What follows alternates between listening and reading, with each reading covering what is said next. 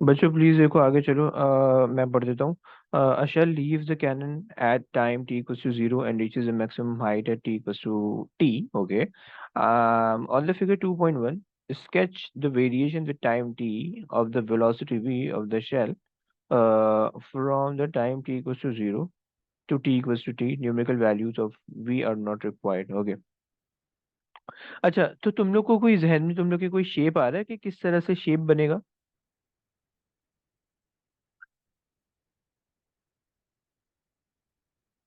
बताओ बच्चों।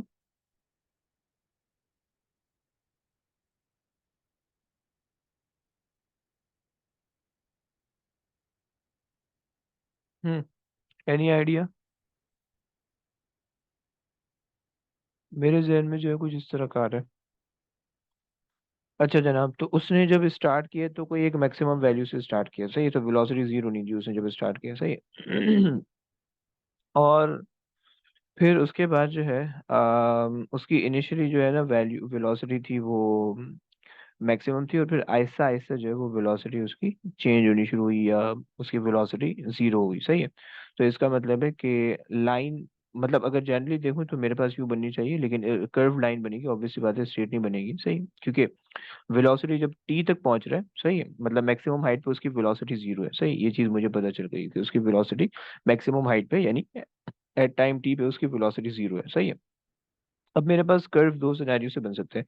एक तो ये बन सकता है और एक तो ये बन सकता है, सही है? तो तुम लोग को क्या लगता है कि कौन सा कर्व फिजिबल रहेगा, ऊपर वाला या नीचे वाला? मैं नंबर भी दे देता हूँ, 1 2। कोई आइडिया है किसी के पास?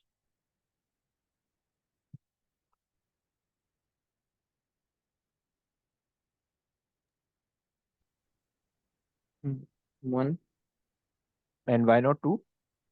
तुक्का? के 1 में वो रेजिस्टिव फोर्स की वजह से स्पीड डिक्रीज होनी होती रहनी चाहिए। ओके, और 2 में जो है वो कांस्टेंट स्पीड आ रही शुरू में, इसलिए? जी। ओके, सही है। आप ये भी कह सकते थे कि जब शुरू में बॉल की जितनी ज्यादा स्पीड होगी उतनी ज्यादा उस पर रेजिस्टिव फोर्स लगेगी, और जितनी कम स्पीड होगी उतनी कम रेजिस्टिव फोर्स लगेगी, सही है? तो इनिशियली बॉल की स्पीड तेजी से कम होनी चाहिए और फाइनली आहिस्ता आहिस्ता, क्योंकि इनिशियली ज्यादा स्पीड होगी, जब मैक्सिमम हाइट पे जाएगी तो स्पीड आहिस्ता आहिस्ता कम होकर जीरो हो जाएगी, राइट? ऐसे ही ना? तो इसलिए जी हमारे पास जो सेकंड वाला ऑप्शन है वो ज्यादा बेहतर है। सही हो गया, चलो। ओके, आगे रीड करो प्लीज। मरियम, आपको भी समझ में आया ना? सर एक दफा वापस बता दें। अच्छा, क्या चीज बताऊं, ग्राफ बताऊं या पूरा कॉन्सेप्ट? Sir reason. ओके, तो देखो हम ये तो हमारे पास यूं ग्राफ बना सकते थे, सही है, और ये तो हम यूं ग्राफ बना सकते थे, सही है? अच्छा, एक ग्राफ के अंदर अगर ये नीचे वाला ग्राफ, अबे भाई ये क्या बन गया? अच्छा, अगर आप नीचे वाला ग्राफ देखो और आप ऊपर वाला ग्राफ देखो, तो नीचे वाले ग्राफ के अंदर क्या हो रहा है, दिस इज द वेलोसिटी, सही है, और this is the zero velocity, सही है? तो अगर नीचे वाला ग्राफ अगर आप देखो तो उसमें क्या हो रहा है, इनिशियली जो वेलोसिटी है वो जल्दी से डिक्रीज हो रही है, जल्दी जल्दी डिक्रीज हो रही है, सही है? और उसकी उसका रीजन ये कि आप जितना तेज चलते हो उतना आपको एयर रेजिस्टेंस फील होती है, राइट? तो इसका मतलब है कि आपका ऑब्जेक्ट जितना तेज स्पीड पे होगा उसने इनिशियली उतनी ज्यादा एयर रेजिस्टेंस फील की होगी, सही है? और उसकी वजह से उसकी वेलोसिटी कम हुई होगी, और जैसे जैसे वेलोसिटी कम हुई होगी वैसे वैसे उसकी एयर रेजिस्टेंस भी कम हुई होगी, या इसको उल्टा भी कह सकते हो कि जैसे जैसे उसकी एयर रेजिस्टेंस कम हुई होगी वैसे वैसे वेलोसिटी भी कम हुई होगी, सही है? सो फाइनली उसकी वेलोसिटी ऐसा ऐसा कम हो रही है और इनिशियली तेजी से कम हो रही है, सही है?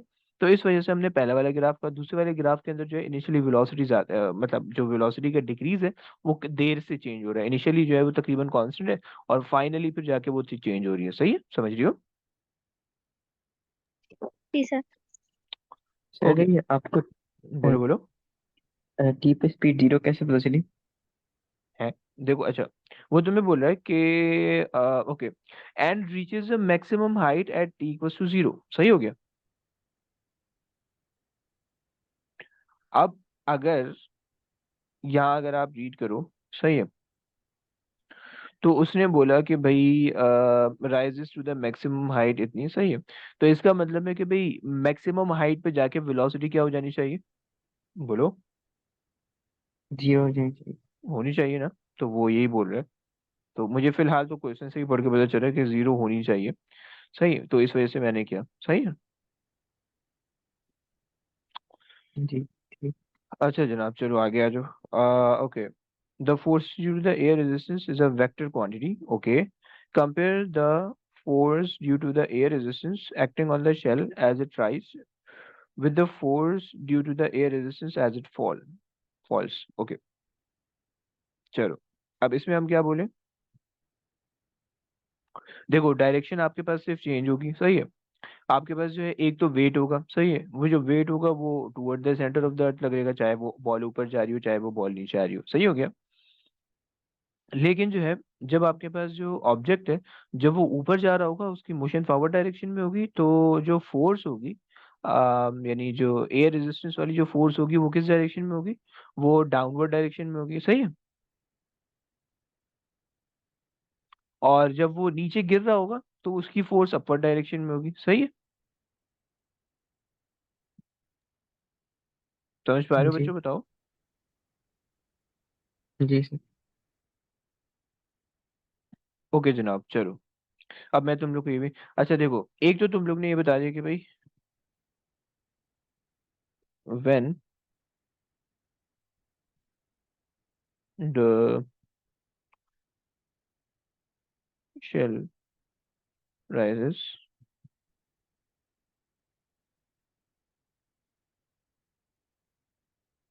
the resistive force, सही will be downward. सही। And when fall, the resistive force will be upward। एक पॉइंट हो गया। दूसरा पॉइंट, तुम्हें क्या लगता है कि किस सिनेरियो के अंदर जब ऊपर जा रहा होगा या नीचे आ रहा होगा, किस सिनेरियो के अंदर ज्यादा रेजिस्टिव फोर्स फील होगी और किस सिनेरियो के अंदर कम रेजिस्टिव फोर्स फील होगी, तुम्हें क्या लगता है।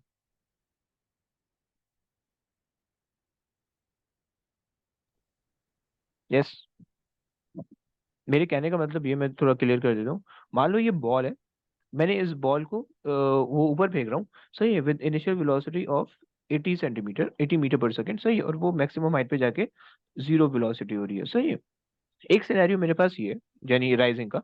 दूसरा सिनेरियो है मेरे पास फॉलिंग का, कि जब मेरे पास ऑब्जेक्ट गिर रहा होगा, when it's about to fall. सही है, सो इनिशियल वेलोसिटी होनी है जीरो, और अगर ये उसी पॉइंट पे आ रहा है तो फाइनल वेलोसिटी हम मान लेते हैं कि तकरीबन 80 आ रही है। सही, मान लेते हैं। सही है।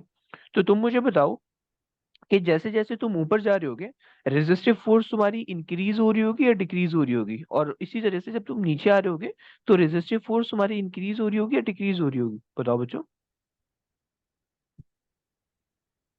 सर जब ऊपर जाएंगे तो रेजिस्टिव फोर्स डिक्रीज होगा, and any reason. Because speed decrease हो रही है। वेरी गुड, तो स्पीड पहले ज्यादा होगी तो उसकी वजह से रेजिस्टिव फोर्स ज्यादा होगी। सही हो गया। और इसका उल्टा उधर होना चाहिए, है ना। जी। ओके मरियम, आपको भी समझ में आ रहा है ना। जी सर। ओके, सो हमने बोला कि when the shell move up, resistive force decreases, and vice versa when it comes down। सही हो गया। तो चलो, ये हमने बात कर ली। ओके, चलो ये क्वेश्चन निपट गया हमारा। सही है। और ये वाला क्वेश्चन काइनेटिक एनर्जी बिल्कुल उसी तरह का तुम लोग कर लोगे। और पोटेंशियल एनर्जी का ये भी हो जाएगा तुम लोग से। अब आ जाओ पावर वाला क्वेश्चन देखते हैं।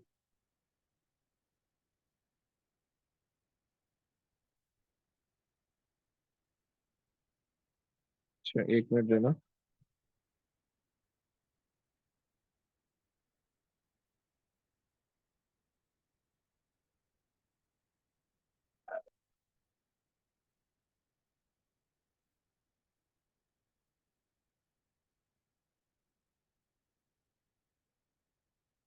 ये आ गया मेरे पास।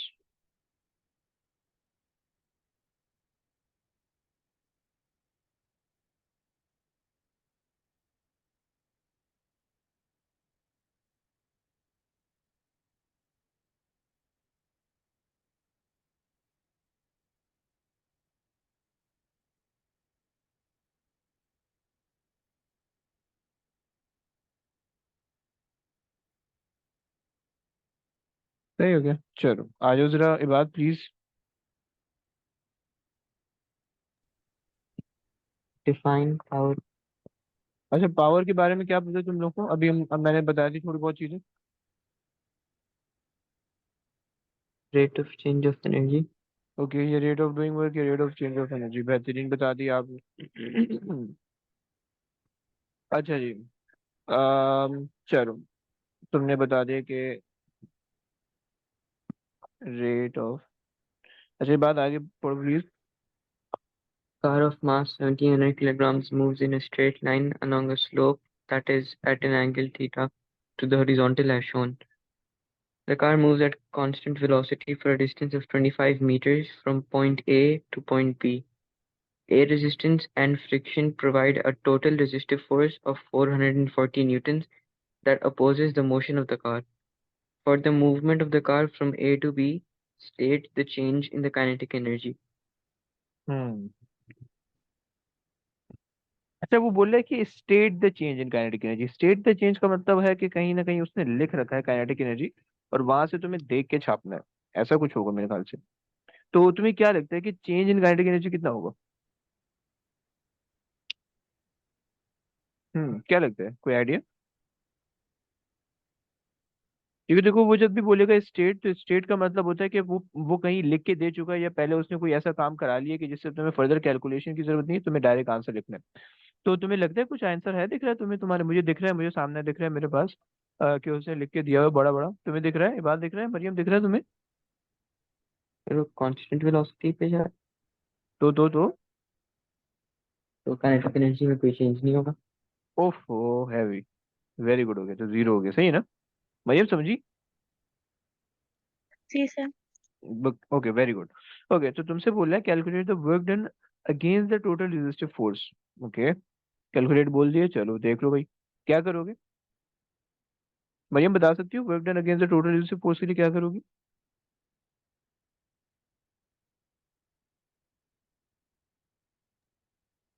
Force into displacement. Force into displacement, okay. So force into displacement, force इसने दे रखी है हमें 440, और डिस्प्लेसमेंट इन्होंने दे रखी है 25, ऐसे ही। चलो जरा निकाल दो कितनी आ रही है।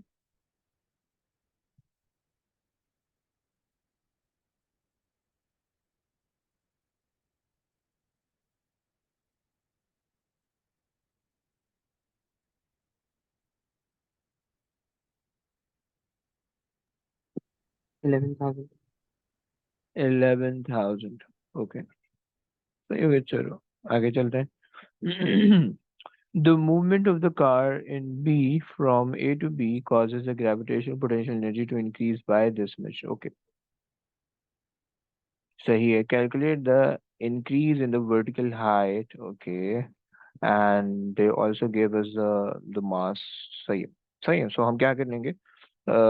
Increase in potential energy is equals to mg h2 minus h1, which is zero, right? h1 zero। 17,000 का इन्होंने मास दिया हुआ है, 9.81 की इन्होंने ग्रेविटी हमें दे रखी है, और 4.8 एक्सपोनेंट 4 हमें ये दिया हुआ है। सही है, सो हम एच निकाल लेते हैं। बच्चों जरा कैलकुलेट करो, एच कितना आ रहा है?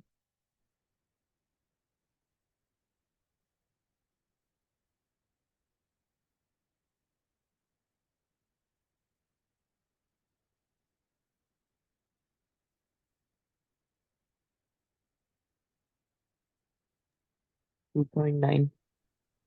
2.9। जी। चलो सही हो गया। तो आपने बोला 2.9, ओके, बेहतरीन बता दिया। चलिए, एंगल बता सकते हो क्या? उसने उसने जो ना, अब तुमने ये चीजें फाइंड करनी है। तुम्हें पता है कि ये 25 है, सही, and this is 2.9।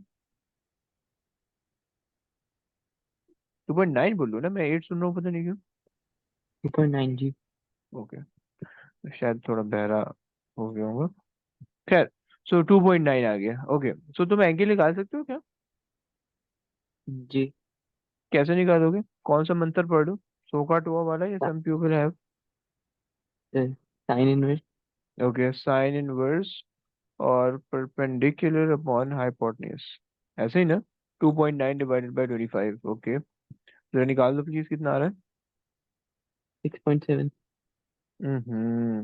6.7, 6.7 degrees. Okay, ये देखो, ये एक पार्ट आया सिर्फ। ओके, चलो प्लीज रीड करो बात।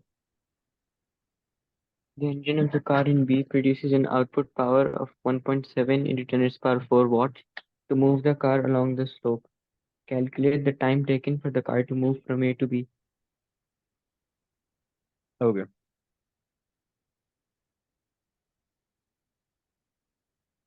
अच्छा जी, चलो देखते हैं कि भाई इसमें हम क्या कर सकते हैं। अच्छा, इसमें हमें कोई और चीज दी है, वेलोसिटी वगैरह? वेलोसिटी जो नहीं दी हुई, चलो। इंजन जो है वो इतनी पावर लगा रहा है। ओके, तो तुम्हें करना है power is equal to energy upon time. सही है। अच्छा जी, अब तुम्हें क्या लगता है कि इसके लिए तुम क्या करोगे? अच्छा, हमने कहा है कि एनर्जी, एनर्जी के अंदर कौन कौन सी एनर्जी आ जाएगी इसका, इस केस के अंदर? इस केस के अंदर एक तो पोटेंशियल एनर्जी है, सही है, और एक हमारे पास कौन सी एनर्जी है? Work done against the resistive force, सही है। ऐसे ही होगा ना? क्या समझ रहे हो? चलो वर्क डन रेजिस्टिव फोर्सेस वाला की। टोटल टोटल एनर्जी तो उतनी है ना भाई, आपने जो टोटल एनर्जी प्रोवाइड की होगी, उस टोटल एनर्जी में से कुछ इसमें लॉस हुआ होगा, और कुछ जो है वो पोटेंशियल एनर्जी के गेन करने में इस्तेमाल हुआ होगा, ये वाला, सही है। तो टोटल आपके पास इतना आ गया, सही है। जी। तो अच्छा, वैसे एक मिनट, हमारे पास पोटेंशियल एनर्जी सही है, हमारे पास आ जाएगा टोटल वर्क डन, सही है। तो हमने यहाँ से टोटल वर्क डन तो निकाल लिया, फिर उसके बाद हम क्या कर सकते हैं? और उसने जो है हमें जो आउटपुट पावर दी है वो इतनी दी हुई है, सही। तो हमारे पास क्या आएगा? ये 4.8 एक्सपोनेंट 4 प्लस 1.1 एक्सपोनेंट 4, ऐसे ही था 11,000 था। सही है, तो ये हमारे पास आ गया था वर्क डन, सही है। और अगर मैं इसको डिवाइड कर दूं पावर से, 7 पॉइंट, सही है, तो ये आउटपुट पावर है बेसिकली, जो इंजन की जो भी पावर थी, उस वो जो आउटपुट पावर है उसके अंदर से कुछ जो है जो यूटिलाइज हो रही है पोटेंशियल एनर्जी के गेन करने में, और कुछ जा रही है वो work done against the resistive forces के उसमें लूज हो रही है, सही। तो टोटल पावर में टोटल वर्क डन मैंने इसलिए ले लिया, सही है, और ये हमारे पास आ गया एक्सपोनेंट 4, सही है। तो अच्छा जी, अब अगर मैं टाइम निकालना चाहूँ यहाँ से, टाइम कितना आएगा? 3.5। 3.5। ओके, सही बता दिया आपने। अरे यार, ये बड़ा मसला है। चलो, सही है। सो आपने बोला 3.5। बच्चों बताओ, समझ में आए ये बात मरियम? जी सर। सही है ना? चलो, सो एनर्जी की भी कर लिया हमने, पावर की भी कर लिया, कुछ एक आध दो एमसीक्यू भी देख लेते हैं जल्दी से, ताकि ये चैप्टर जो है वो हमारा पूरा हो जाए। अच्छा, बल्कि पावर एफिशिएंसी नहीं देखी ना हमने, एफिशिएंसी क्या आपको कुछ दिखा दें?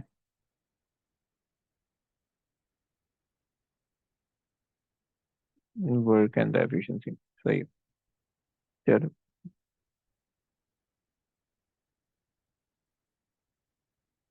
ये बात जरा ये रीड करना प्लीज, देखो तुम्हें क्या लगता है इसमें।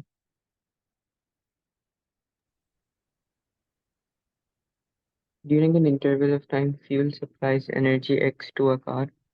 Some of this energy is converted into kinetic energy as the car accelerates. The rest of the energy Y is lost as thermal energy. What is the efficiency of the car? हम्म तो okay, efficiency के लिए आपको क्या use करना होता है? Output upon input, सही है। सो अब जो है, अबे बड़ा हो जा, सही है। सो अब आपके पास आउटपुट क्या आ रहा है इसके अंदर?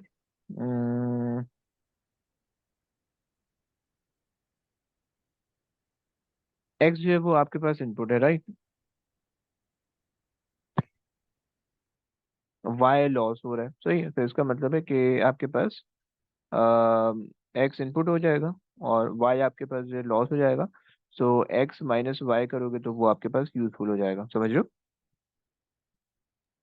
जी। तो ये ना मरियम, आप भी समझ रही हो ना? ये नहीं समझ रही? तो एक दफा वापस बता दो। ओके। देखो मैंने बोला, इन्होंने हमें बोला बता कि during an interval of time fuel supplies the energy x to the car, this means के this is the input energy, सही है। And some of the energy is converted into kinetic energy of the car as the car accelerate, सही है। हम हमें वो energy नहीं पता, सही है। इन्होंने बोला the rest of the energy by is lost as a thermal energy, सही है। तो इसका मतलब है यूजफुल एनर्जी कितनी आएगी? जो भी इनपुट एनर्जी है माइनस जो भी एनर्जी लॉस हुई है, सही है, वो यूजफुल एनर्जी आ जाएगी, ऐसे ही ना मरियम? जी सर। ओके, सही है। So what is the efficiency of the car? तो एफिशिएंसी ऑफ द कार के लिए useful which is X minus Y divided by output which is input which is X, right? Getting? चलो yes sir. आगे आ जाओ, ये बात please read करो ये वाला भी।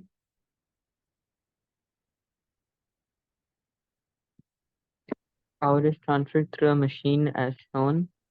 What is the efficiency of the machine?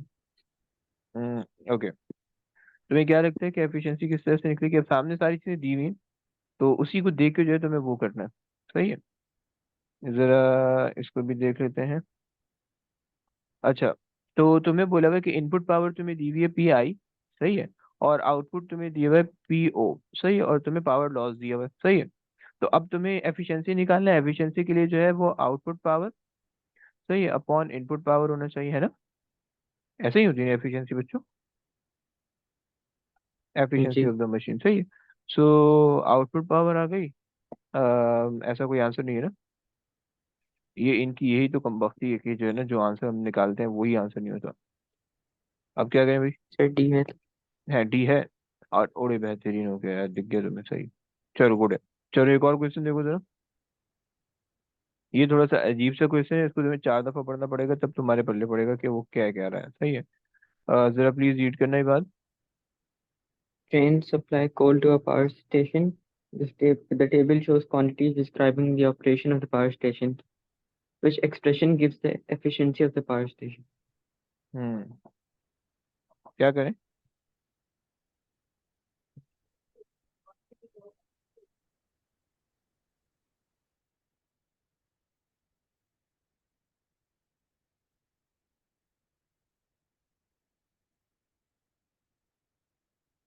बोलो बच्चों, क्या होगा? Uh, एक second. अच्छा चलो साथ मिलके सोच रहे हैं, देखो। Train supply coal, okay okay okay okay okay, सही है। Which expression gives the efficiency of the power? Okay, power station. अच्छा जनाब, सो एवरेज स्टेशन, नहीं sorry, power station average output P आ गया, सही है। तो पावर जो आउटपुट होगा वो ऊपर होना चाहिए, जो इनपुट होना चाहिए वो नीचे होना चाहिए, सही है। तो पी तो ऊपर आना चाहिए। Number of train per day, सही है, और mass of the coal on the train, अच्छा जी, energy from the coal, number of the seconds in one day, okay. अच्छा जी, तो अगर मैं देखूं कि मैं मेरे पास जितनी ट्रेन मेरे पास टोटल आई है, सही है, number of the train per day, सही है, तो जितनी भी ट्रेन टोटल आई है और उसमें जितना भी मास है, अगर मैं उससे मास को मल्टीप्लाई कर दूं तो मेरे पास जो है, जो total mass of the coal है वो मेरे पास आ जाएगा, सही है। और एनर्जी फ्रॉम वन कोल को अगर मैं इससे मल्टीप्लाई कर दूं तो मेरे पास वो टोटल एनर्जी आ जाएगी, जो टोटल एनर्जी मेरे पास पूरे कोल से इनपुट एनर्जी जो कि जनरेट हो रही है, राइट? बच्चों समझ पा रहे हो? जी। सही है।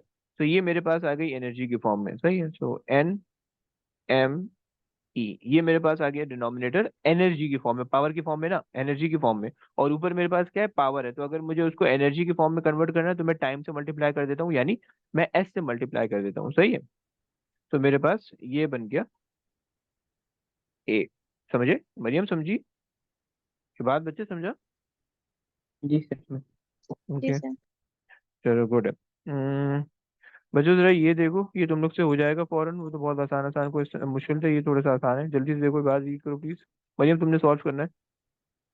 A combined heat and power station generates electrical power and useful heat. Diagram shows the input and output for a CHP station. What is the efficiency of the CHP station for producing useful power? Okay, अच्छा जी, भैया solve कर सकती हो क्या? अगर मैं तुम्हें values बता दूं, उसने जो है हमें तीन चीजें दी हुई हैं, सही है, मैं तुम सुन लो, तुम सुन लो, मैं वैल्यू बता देता हूँ कि उसने हमें input power from the fuel, उसने पूरी जो है टोटल मिला के दी हुई है। उसमें से इनपुट पावर में से जो है ना 60 मेगावाट जो है वो लूज हो रहा है, सही है। और यूजफुल हीटिंग पावर जो है वो 160 मेगावाट है, सही है।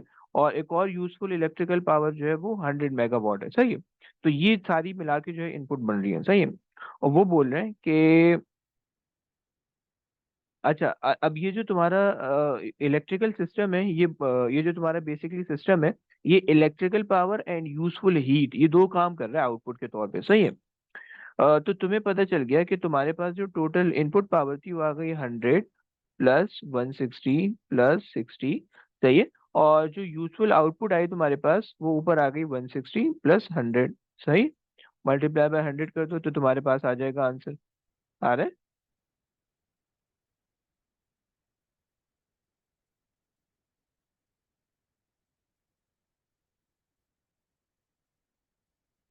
बच्चों बताओ क्या हुआ। जी सर, हाँ सर ready. 81% आ रही। है ना? ओके, इसका मुझे याद था। चलो, एक आखिरी क्वेश्चन करते हैं, उसके बाद निकलते हैं। ये जो है ना थोड़ा सा मुश्किल क्वेश्चन है, इसको कर लेते हैं। अच्छा, ये सारे तुम्हें जो है ना रीड एंड राइट फॉलो में मिल जाएंगे। ये बात तुम्हें पता है रीड एंड राइट का? बेसिकली वो एक पास पेपर है रीड एंड राइट के, उसमें जो है ना बड़े उन्होंने क्वेश्चन भर भर के दिए हुए हैं। तो अगर कभी जो है तुम्हें पढ़ने का मूड हो जाए गलती से, तुम वो पकड़ लेना। और वैसे तो मैं कोशिश कोशिश करता हूँ कि कंपाइल करके दे देता हूँ, लेकिन जो है अगर तुम्हें टाइम टू टाइम चाहिए तो फिर जो है तुम वो वाले पेपर पकड़ सकते हो। और इसमें जो है अच्छे खासे क्वेश्चन होते हैं और बड़ा मजा आएगा तुम्हें सॉल्व करने में, खैर। अच्छा जी, आओ ये जरा मैं समझा भी देता हूँ। An electric motor has an input power P in, सही है। Useful output power P out and the efficiency n, सही है। How much power is lost by the motor? Okay जनाब, तो वो जो है एफिशिएंसी नहीं पूछ रहा, वो जो है तुमसे पावर लॉस पूछ रहा है, तो क्या करें इसमें, कैसे निकालोगे, इसको कोई आइडिया? देखो, हम इसको इस तरह से इक्वेशन बनाते हैं कि हमारे पास जो एफिशिएंसी है वो क्या है। मरियम तुम भी सुन रही हो ना? जी सर। एफिशिएंसी तुम्हारे पास आ जाएगी power output upon power input, right? अच्छा, और फिर उसके बाद जो है पावर आउटपुट को अगर हम ऐसे ही रहने दें और पावर इनपुट को अगर हम चेंज कर दें, और वो चेंज किससे करें, पावर इनपुट हमारे पास बराबर है पावर आउटपुट के प्लस और किसके, पावर लॉस के। मरियम ऐसे ही, ये बात ऐसे ही जी सर। सही। ओके, तो मैं एक काम करता हूँ, अच्छा जनाब, इसको वहां भेज देता हूँ। जी सर। चलो, तो मैंने ये इक्वेशन बनाई थी, इसमें तो कोई मसला नहीं था ना? नो। ओके, तो अब जो है अच्छा, तो हम ये कर लेते हैं कि हम जो है, मैं इसको ना रेसिप्रोकल कर रहा हूँ, सही है। और power output is equal to 1/n, सही। अच्छा जनाब, फिर उसके बाद जो है मैंने ये कर लिया कि power output plus power loss, मैं डिनोमिनेटर को स्प्लिट कर रहा हूँ, ये भी पावर आउटपुट आ जाएगा और यहाँ पे पावर लॉस आ जाएगा, सॉरी पावर आउटपुट। बच्चों ये भी समझ में आता है? Yes sir. Okay, जी सर। ये तो हो जाएगा 1, सही। इस 1 को जब मैं वहां फेंकूंगा तो -1 हो जाएगा। So power loss over power output is equal to 1/n - 1, सही है। और जब यहाँ से पावर आउटपुट वहां जाएगा तो ये पावर आउट हो जाएगा और यहाँ पे पावर लॉस हो जाएगा, सही है। ये हमारे पास इक्वेशन बन जाएगी। अच्छा हम ये हमारी ये इसमें कोई मसला नहीं है,